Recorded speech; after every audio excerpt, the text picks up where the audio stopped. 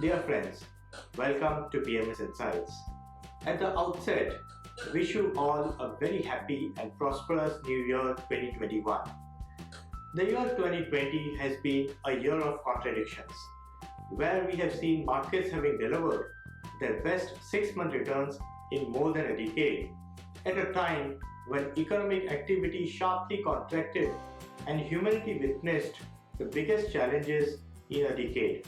While central banks induced liquidity globally could explain this dichotomy partially, we can't ignore that COVID seems to have fast-paced some of the structural changes both at macro and micro levels that could lead to broad-based, non-linear earnings recovery in the medium term. COVID for equity markets has turned out to be a cloud with a silver lining, as we have witnessed a deep cleansing across India inclusive.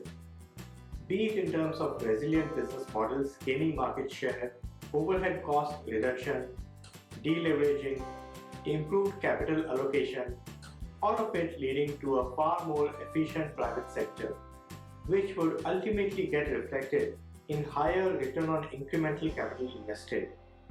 This, along with the recovery in growth, could mean that positive earnings surprises could continue, reflecting in further enhancement in broad-based equity market returns. However, we need to stay cognizant of key risks, including weaker than expected recovery in discretionary consumption demand, higher than expected inflation, leading to reversal of monetary policy and sustainability of margins as business scale up operations to normal levels. As we crystal gaze into the new year, a few interesting investment themes are emerging which could lead the markets ahead. The first theme is big getting bigger. Over the last 3 years, while we are seeing market share gain by larger companies in multiple sectors like financials, telecom, aviation, real estate, the trend has accelerated due to disruptions caused by COVID. We are witnessing more consolidation even in categories like electrical cables, tiles, batteries, retail, which could lead to higher pricing power and profitability for sector leaders. In our portfolios, we have been buying sector leaders across categories. Stocks like Bajaj Finance, Pidilite, Astral Polytechnic, PI Industries, Shree Cement, L&T are some of the stocks which could be key beneficiaries. The second theme is rise of domestic manufacturing. Indian manufacturing has stayed stagnant as a percentage of GDP over the past many decades due to a weak ecosystem and infrastructure. However, despite shortcomings, India has become a global leader in generic pharmaceuticals and in two-wheeler manufacturing. We believe that conditions are now ripe for success in these sectors to be replicated across other industries as well. The China Plus One strategy for the West and government incentives like PLI scheme, tax cuts, and labor reforms could lead to the private capex picking up over the next few years, especially in the industries like chemicals, pharmaceuticals, electronics, and consumer durables. Moreover, capital goods companies can be beneficiaries as industrial manufacturing picks up in the country. Across our portfolios, we have healthy exposure to these sectors. The third theme is cyclical revival in real estate.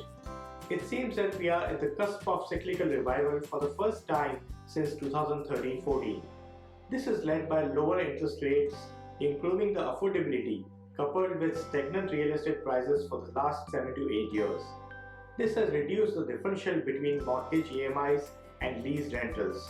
The government incentives like stamp duty cuts in Maharashtra and existing incentives for the first-time buyers are also accelerating this trend. Apart from this being beneficial to developers and financial companies, the revival in real estate sector has been critical for few ancillary sectors as well, like building materials and consumer durables. Few of the portfolio stocks which could benefit include financials like ICICI Bank, HDFC Bank, Bajaj Finance, and consumer durable companies like Bajaj Electricals, Johnson Control Hitachi, and cement companies. The fourth theme is digitization. Apart from the Indian IT services sector, which is a direct beneficiary of this trend, companies which have been investing in digital for the last few years have benefited both in terms of consumer acquisition and profitability.